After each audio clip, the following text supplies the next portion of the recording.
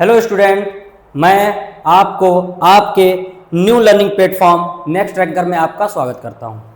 जैसा कि आज हम लोग क्या कर रहे हैं, बीएससी सेकेंड सेम के फर्स्ट पार्ट फिजिक्स का पढ़ने वाले हैं और उसमें हम लोग फर्स्ट पार्ट में हम लोग थर्मल फिजिक्स पढ़ेंगे और थर्मल फिजिक्स का एक बहुत ही इंपॉर्टेंट टॉपिक जो कि थर्मोडायनेमिक्स हम लोग पढ़ने वाले हैं। तो हम लोग थर्मोडायनेमिक्स स्टार्ट कर रहे हैं बेटा। क्या स्टार्ट कर रहे हैं? थर्मोडायनेमिक्स।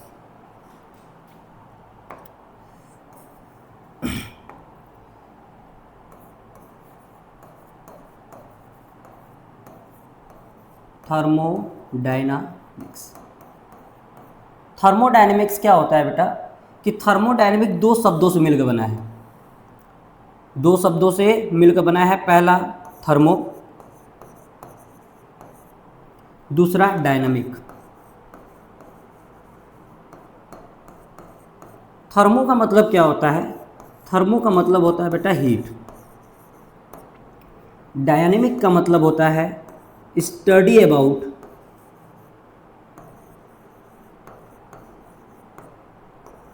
मोशन या फोर्स, या की जगह पे एंड भी यूज कर सकते हैं बेटा। ठीक है, एंड भी क्या कर सकते हैं? यूज कर सकते हैं। तो हम लोग थर्मोडायनेमिक्स में क्या पढ़ेंगे?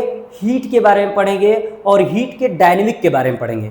तो हीट की डायनेमिक का मतलब क्या कि हम लोग उसके अंतर्गत ये देखेंगे कि हीट और जो वर्क है उसमें रिलेशन कैसा बन रहा है, और उसमें हम ये भी देखेंगे कि हीट किसी भी बॉडी से दूसरे बॉडी में अगर ट्रांसफर हो रहा है तो उन दोनों में क्या रिलेशन आ रहा है, आखिर किस कारण से वो ट्रांसफर हो रहा है, इसके बारे में भी हम लोग क्या करेंगे, इसमें स्टडी करते हैं। तो थर्मोडायनेमिक्स एक ब्रांच है फिजिक्स का जिसमें हम लोग किसके बारे में पढ़ते हैं? किसके बारे में पढ़ते हैं? तो हम लोग पढ़ते हैं study about transfer of heat.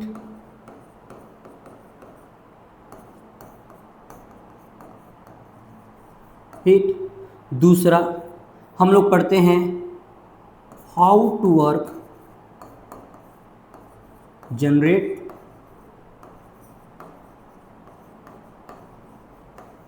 और बैलेंस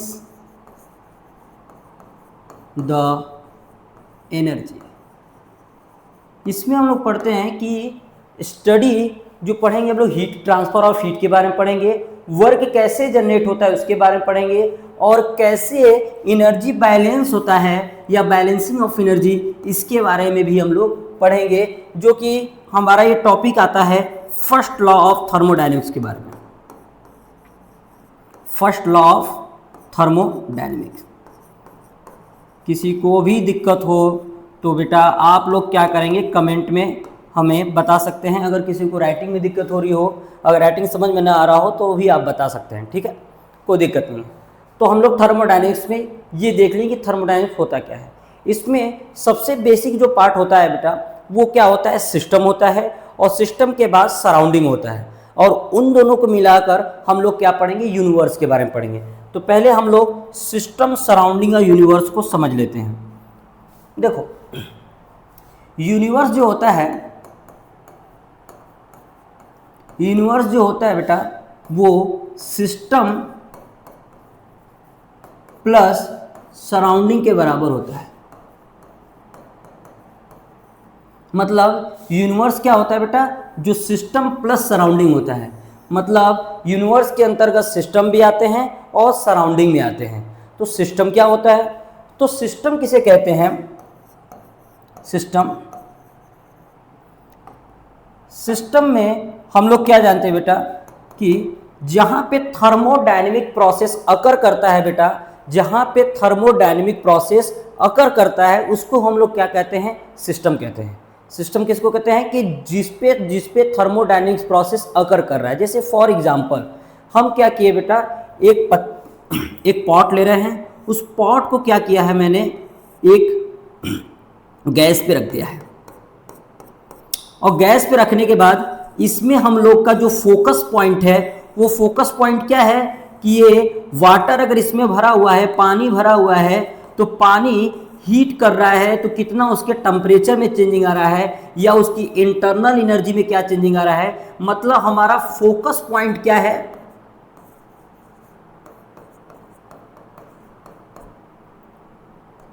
वाटर। तो हम लोग क्या है कि जिस मैटर पे हमारा फोकस पॉइंट होता है वह फोकस पॉइंट हमारा क्या होता है, सिस्टम होता है। या ऐसे कर सकते हैं कि जिसमें हमारा थर्मोडायनेमिक प्रोसेस अकर करता है उसको हम लोग क्या कहते हैं, सिस्टम कहते हैं। तो सिस्टम के अंतर्गत अगर एक देखा जाए, एक सिलेंडर है बेटा, इस सिलेंडर में अगर गैस भरा हुआ है तो गैस जो है वो क्या है, हमारा सिस्टम हो गया। और गैस के अलावा जितनी भी सारी चीजें उस सिलेंडर में है वो सारी क्या है, सराउंडिंग। तो सिस्टम के अलावा रेस्ट ऑफ द यूनिवर्स जो होता है वो क्या होता है, सराउंडिंग होता है।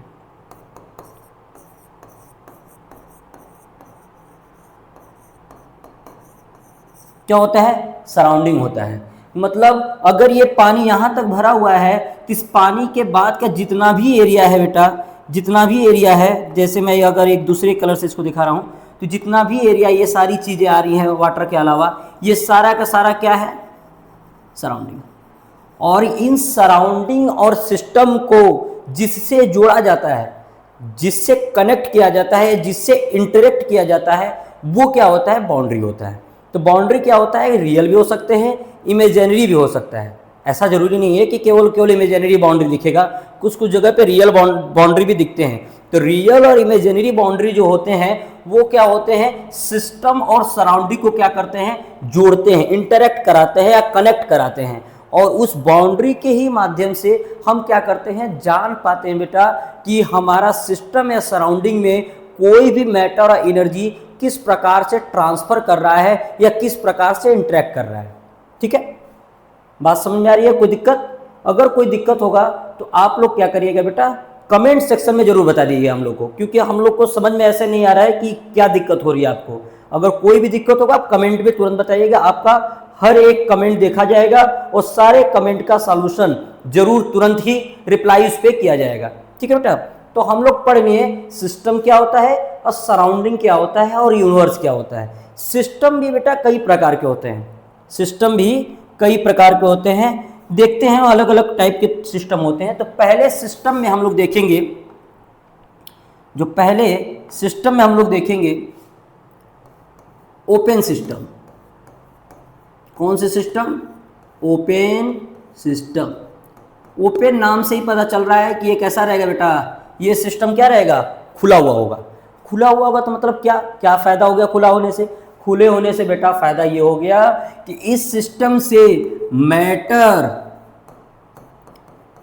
एंड एनर्जी ये दोनों के दोनों क्या करेंगे बेटा, एक्सचेंज करेंगे।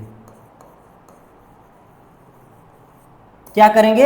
एक्सचेंज करेंगे। मतलब ऐसा सिस्टम जिसमें से मैटर और एनर्जी दोनों एक्सचेंज करते हो बेटा, ऐसे सिस्टम को हम लोग क्या कहते हैं, ओपन सिस्टम। जैसे फॉर एग्जांपल आप लोग बहुत अच्छे से जानते हैं कि आपके घर पे गैस होगा, उस गैस को मान लो मैंने बना दिया, लो भाई गैस बन गया, ये 2 चूल्हे वाला गैस बन गया है। और इस 2 चूल्हे वाले गैस पे मैंने क्या रख दिया है, एक पॉट रखा है बहुत बढ़िया सा, लो मैंने पॉट भी रख दिया यहाँ पे, एक पॉट है यहाँ पे, मैंने इस पॉट को रख दिया और इस पॉट में पानी भर दिया। और इस पॉट में पानी भरने के बाद, थोड़ा ड्राइंग बहुत गंदी है बेटा लेकिन कोई बात नहीं, अच्छा दिख रहा होगा तुम्हें। इस पॉट में पानी भरने के बाद क्या होगा बेटा कि ये पॉट से पानी एक वेपर बनकर क्या करेगा, बाहर निकलेगा। तो वेपर में भी वाटर मॉलिक्यूल्स होते हैं कि नहीं, मॉलिक्यूल्स ऑफ वाटर प्रेजेंट रहेंगे या वाटर मॉलिक्यूल्स इसमें रहेंगे। तो वाटर मॉलिक्यूल्स भी स्टीम के माध्यम से क्या है, बाहर की तरफ निकल रहे हैं। तो इसका मतलब क्या है कि मैटर क्या कर रहा है, एक्सचेंज कर रहा है। क्या कर रहा है, मैटर एक्सचेंज कर रहा है। और दूसरी बात बेटा, अगर हम लोग मान लो उस पतीले को बाहर से निकाल दें, निकाल देने के बाद भी देखोगे कि वो धीरे धीरे ठंडा भी हो रहा है, या उसको अगर पतीले को टच करोगे तो पतीले को टच करने के बाद क्या होगा, वो गर्म सा महसूस होगा। मतलब क्या हो रहा है, हीट का भी ट्रांसफर हो रहा है, मतलब एनर्जी भी क्या हो रहा है, एक्सचेंज हो रहा है। तो ओपन सिस्टम में हम लोग क्या करते हैं, मैटर और एनर्जी दोनों के एक्सचेंज को क्या करते हैं बेटा, देखते हैं। मैटर और एनर्जी दोनों के एक्सचेंज को क्या करते हैं, देखते हैं। ठीक है, तो ओपन सिस्टम में क्या होता है, मैटर और एनर्जी दोनों एक्सचेंज करता है। अब आते हैं हम लोग क्लोज सिस्टम पे। क्लोज सिस्टम पे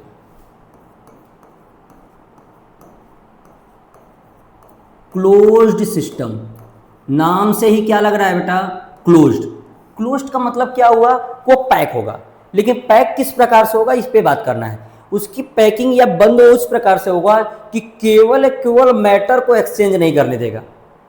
मतलब अगर हम कहीं कमरे में बंद है तो कमरे में बंद होने के बाद हीट कभी इधर से उधर एक्सचेंज नहीं करेगा, अदरवाइज उसमें एनर्जी क्या कर सकता है, ट्रांसफर कर सकता है। मतलब ओनली एक्सचेंज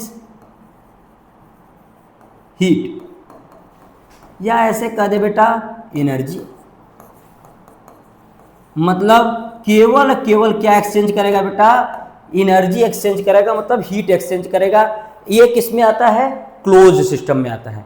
क्लोज सिस्टम में हीट और एनर्जी के साथ साथ उसमें हीट और एनर्जी एक्सचेंज करता है, मैटर एक्सचेंज नहीं करता। एग्जाम्पल इसका भी देख लो इसका भी, इसके लिए भी हम गैस बना देते हैं, लेकिन इस बार एक चूल्हे वाला गैस बनाएंगे। ये एक चूल्हे वाला गैस हो गया, और इसमें क्या कर दिया है मैंने, पतीला बैठा दिया है। लो भाई ये भी बैठा दिया मैंने, और उस पतीले में पानी भर दूं। चलो पानी नहीं, दूध भरता हूँ इस बार। क्या भर रहा हूँ, मिल्क।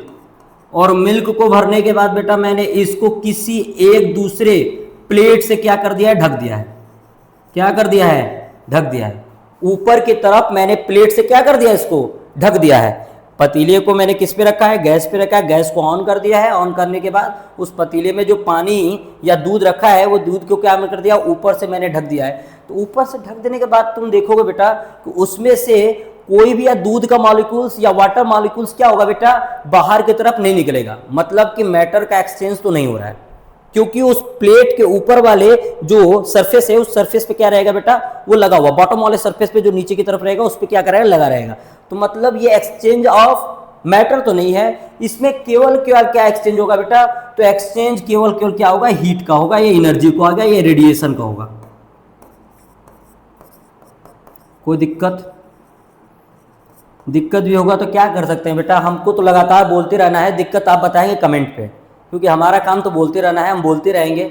और जो भी दिक्कत होगा आप उसको किस में बताएंगे, कमेंट पे। ठीक है, तो यहाँ पे क्या होगा, एनर्जी का केवल एक्सचेंज होगा। ठीक, कोई दिक्कत नहीं होना चाहिए। ठीक है बेटा, आगे बढ़ते हैं हम लोग, आगे बढ़ते हैं। आगे देखते हैं बेटा हम लोग आइसोलेटेड सिस्टम के बारे में। किसके बारे में, ये लास्ट सिस्टम है, वो है isolated system.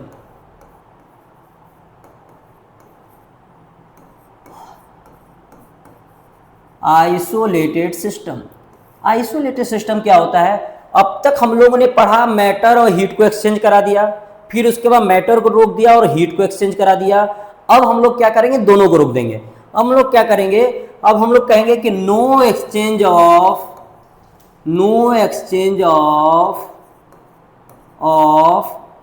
He matter and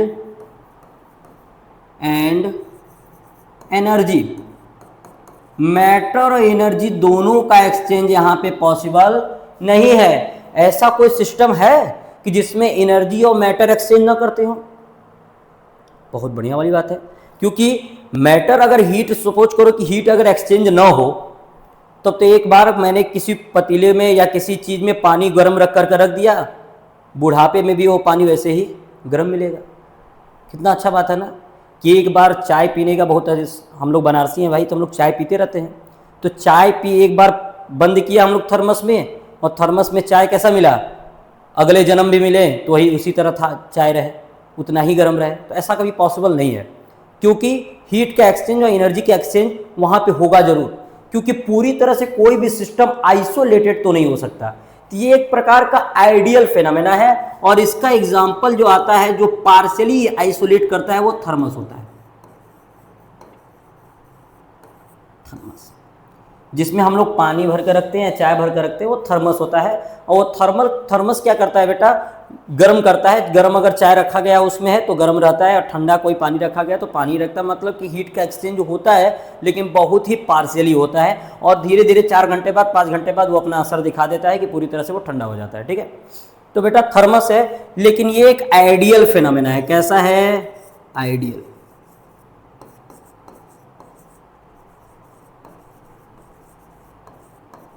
ideal phenomena का मतलब कि अगर इसके तरफ कोई अप्रोच कर रहा है तो इसका मतलब है कि वो आइसोलेट पूरी तरह से थोड़ा सा अच्छा आइसोलेट कर पा रहा है। तो अब तक हम लोग क्या पढ़े, सिस्टम के बारे में पढ़ लिए बेटा। बाउंड्री के बारे में धीरे धीरे हम लोग जब आगे टॉपिक पे चलेंगे तो बाउंड्री को एक एक कर हम लोग क्या करेंगे, डिफाइन कर देंगे। लेकिन बाउंड्री को अगर आप देखना चाहें तो 4 तरह की बाउंड्री होते हैं। बाउंड्री कितने प्रकार के होते हैं, 4 टाइप ऑफ बाउंड्री होते हैं। कितने टाइप के होते हैं, 4 टाइप ऑफ बाउंड्री। ये तो बहुत गंदा कलर है, दिख ही नहीं रहा होगा किसी को। ठीक है, कलर चेंज करते हैं। 4 टाइप ऑफ बाउंड्री। तो 4 टाइप ऑफ बाउंड्री में बेटा कौन कौन सा है, एक है रिजिड बाउंड्री।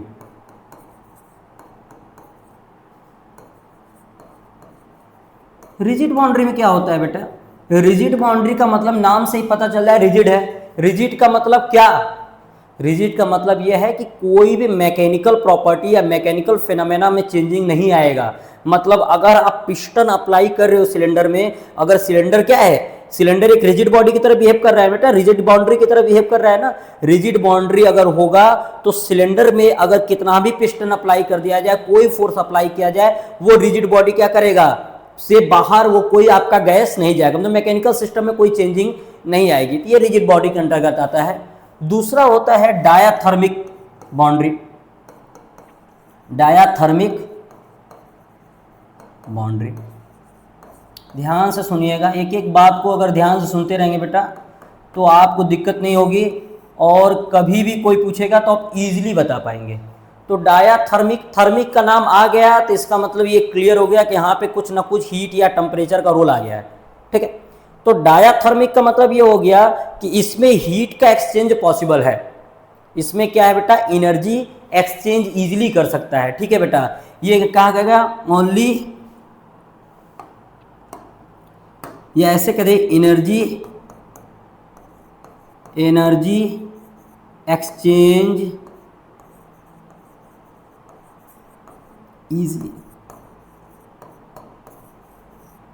ठीक है, यहां पे एनर्जी का एक्सचेंज क्या होगा बेटा, इजीली हो जाएगा, एनर्जी एक्सचेंज कर सकता है। इसमें डायाथर्मिक वॉल लगा है, डायाथर्मिक वॉल बोल दे या बाउंड्री बोल दे, तो इसका मतलब अगर कहीं पे डायाथर्मिक वॉल लगा है या बाउंड्री लगा है तो आप एकदम क्लियर रहिएगा कि वहां से एनर्जी क्या करता है, एक्सचेंज कर सकता है। ठीक है, फॉर एग्जाम्पल तीसरा अगर हम लोग देखा जाए तो रिजिड हो गया, डायाथर्मिक हो गया, एडियाबैटिक के बारे में पढ़ लेते हैं। एडियाबैटिक बाउंड्री, आप ये सोच रहे होंगे बेटा कि ये इतना बेसिक चीज़ों को हम लोग क्यों पढ़ रहे हैं। बेसिक चीज़ों से ही बेटा डायरेक्ट सीढ़ी पे ऊपर छत पे नहीं चढ़ते हैं, पहले सीढ़ी पे चढ़ते हैं, धीरे धीरे अगर हम लोग का बेसिक कॉन्सेप्ट अगर सही रहेगा तो धीरे आगे चलने वाले जो टर्मिनोलॉजी यूज होंगे उसमें हम लोग को बहुत ज़्यादा दिक्कत नहीं होगा, हम लोग ईजिली उस चीज़ को समझ लेंगे। लेकिन अगर बेसिक ही सारी चीज़ों का सही नहीं रहेगा तो आगे जो वर्ड लिखे जाएंगे, मैं बोल दूंगा कि डायाथर्मिक वॉल लगाया गया है और वहाँ पे मैं बोलता रहूँगा एनर्जी एक्सचेंज कर रहा है, तो आप कहेंगे कि क्यों एक्सचेंज कर रहा है सर, क्यों, तो उस समय बताना पड़ेगा कि डायाथर्मिक वॉल लगा है, तो उस समय हम लोग को आसान रहेगा ये बताना। ठीक है, तो एडियाबैटिक बाउंड्री क्या होता है बेटा, तो एडियाबैटिक बाउंड्री में क्या होता है, एडियाबैटिक बाउंड्री में एनर्जी का तो एक्सचेंज पॉसिबल है,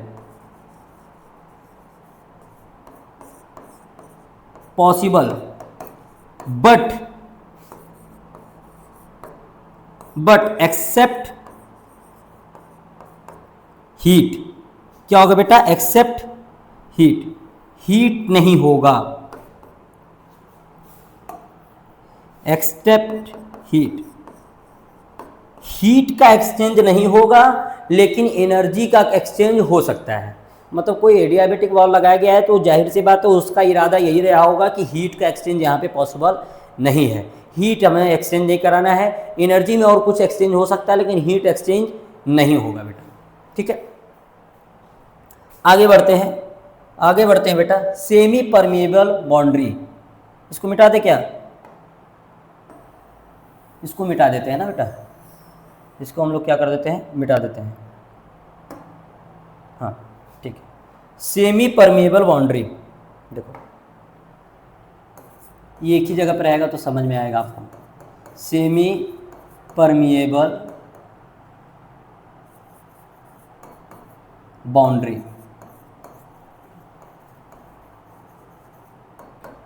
सेमी परमिएबल बाउंड्री में क्या होगा, सेमी परमिएबल का मतलब तो आप ऐसे ही समझ रहे होंगे।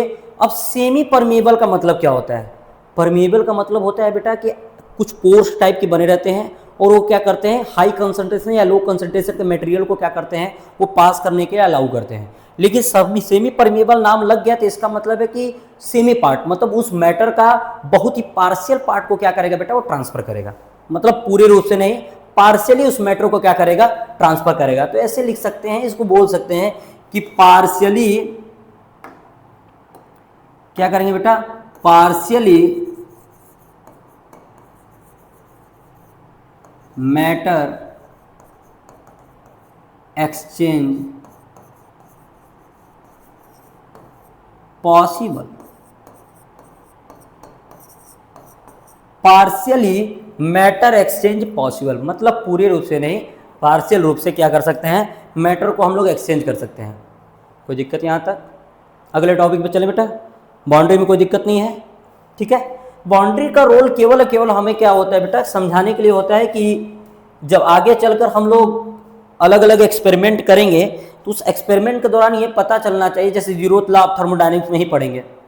जीरोथ लॉ ऑफ थर्मोडायनेमिक्स में ही हम लोग देखेंगे कि उसमें हम लोग क्या लगा देंगे, एक एडियाबैटिक बाउंड्री लगा देंगे या रिजिड बाउंड्री लगा दूंगा मैं, और कहूँगा रिजिड बाउंड्री मैंने लगा दिया है तो इसका मतलब वहाँ पे क्या हो रहा है, कोई एक्सचेंज नहीं हो रहा है। तो ये चीज़ें जो आगे चलकर हम लोग को पता चलेगा, जबकि इसका क्या यूज है जीरोथ लॉ ऑफ थर्मोडायनेमिक्स में भी आपको समझ में आएगा, ठीक है। तो अगला टॉपिक हम लोग देखते हैं थर्मोडायनेमिक प्रोसेस। बहुत इंपॉर्टेंट है ये थर्मोडायनेमिक प्रोसेस। अगर ये थर्मोडायनेमिक प्रोसेस आपको समझ, यहीं से तो मेन थर्मोडायनेमिक्स की एंट्री होगी, थर्मोडायनेमिक प्रोसेस के ही। तो थर्मोडायनेमिक प्रोसेस को हम लोग बहुत ही अच्छे से और बहुत प्यार से पढ़ेंगे। हम लोग क्या पढ़ेंगे बेटा, थर्मोडायनेमिक प्रोसेस।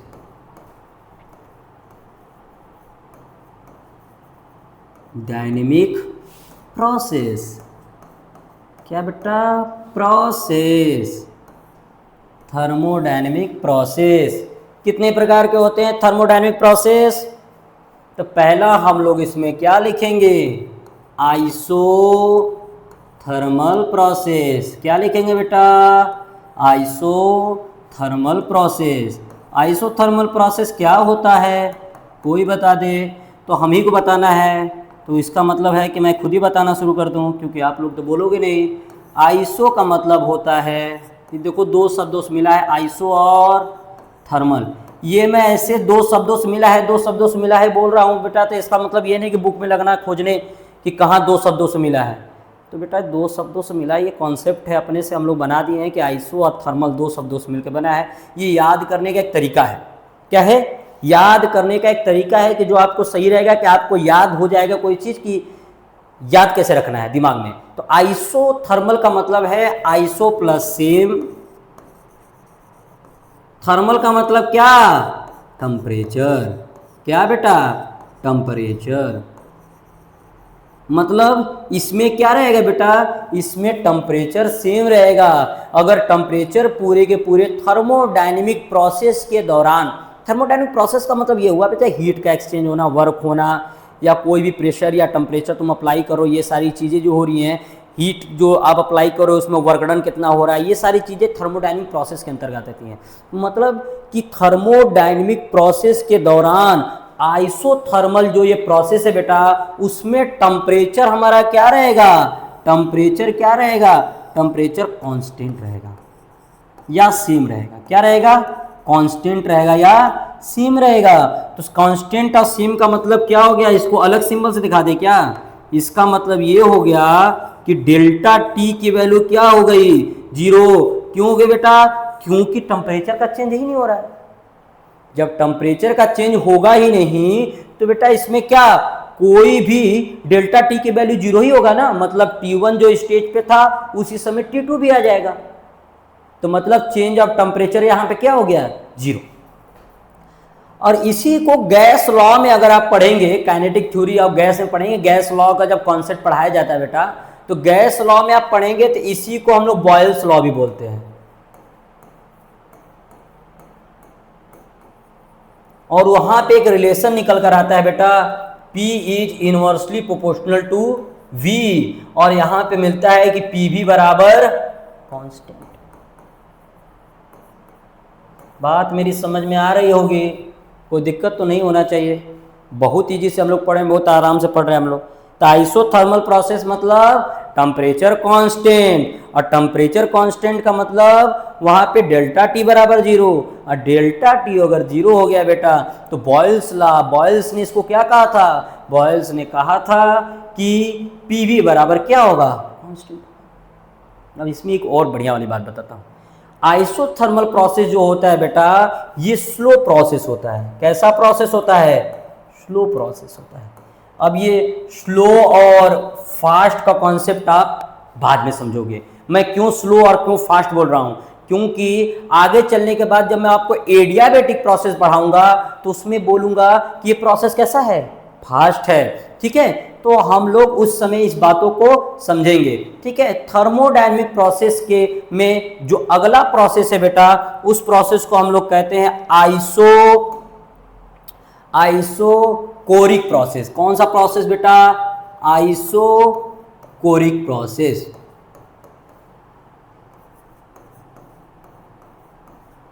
अच्छा, अब आइसोकोरिक नाम आ गया, अब तक क्या था, आइसोबारिक था, अब आइसोकोरिक। सर क्या कर रहे हैं, बार बार नाम बदल रहे हैं, कोई बात नहीं बेटा, नाम बदल रहे तो नाम का मतलब भी समझेंगे। क्या होता है आइसोकोरिक, मतलब ये दो शब्दों से मिलकर बना है, प्लस आइसो प्लस कोरिक।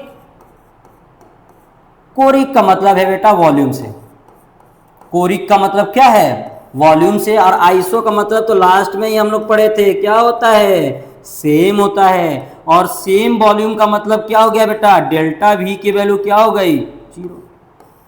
अब लो आइसोकोरिक में क्या हो गया, डेल्टा वी की वैल्यू जीरो हो गई, और डेल्टा वी की वैल्यू जीरो हो गई तो इसका मतलब क्या, इसका मतलब यह है बेटा, जब इसको आप गैस लॉ में पढ़ेंगे तो गैस लॉ में आप देखेंगे कि P is directly proportional to क्या होगा, T होगा।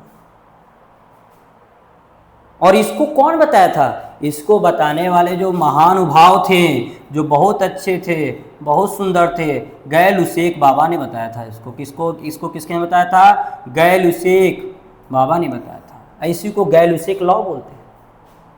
उसको कौन बताया था आइसोथर्मल को, बॉयल्स बाबा ने। और इसको किसने बताया था, गै लुसेक बाबा ने, ठीक है। तो गै लुसेक बाबा ने बताया था कि अगर किसी थर्मोडायनेमिक प्रोसेस के दौरान वॉल्यूम आपका कांस्टेंट है तो उस समय आपका प्रेशर जो होगा वो क्या होगा, डायरेक्टली प्रोपोर्शनल हो जाएगा, किसके, टेम्परेचर के। ठीक है बेटा, कोई दिक्कत नहीं। आज के लिए हम लोग यहाँ ही तक पढ़ते हैं बेटा। आगे जो और 3 थर्मोडायनेमिक्स या 4 थर्मोडायनेमिक प्रोसेस है उसको आगे हम और कंटिन्यू करेंगे, क्योंकि ये जो प्रोसेस हैं ये आगे चलकर वर्क डन फाइंड आउट करने में या फर्स्ट लॉ ऑफ थर्मोडायनेमिक्स में हमको बहुत ज़्यादा इसका रोल है, बहुत इंपॉर्टेंट रोल ये निभाएगा। इसलिए सारे थर्मोडायनेमिक प्रोसेस को हम लोग धीरे धीरे कर पढ़ेंगे, ठीक है। कोई भी दिक्कत हुआ हो बेटा, आपको कोई भी कॉन्सेप्ट समझ में नहीं आया हो तो आप इसको कमेंट में हमें बता सकते हैं। और किसी भी कॉन्सेप्ट का अगर आपको सॉफ्ट कॉपी चाहिए या किसी का PDF चाहिए तो भी आप क्या कर सकते हैं बेटा, उसको कमेंट सेक्शन में हम लोग को लिखकर बता सकते हैं। आगे के लिए हम लोग थैंक यू बेटा, जय हिंद जय भारत।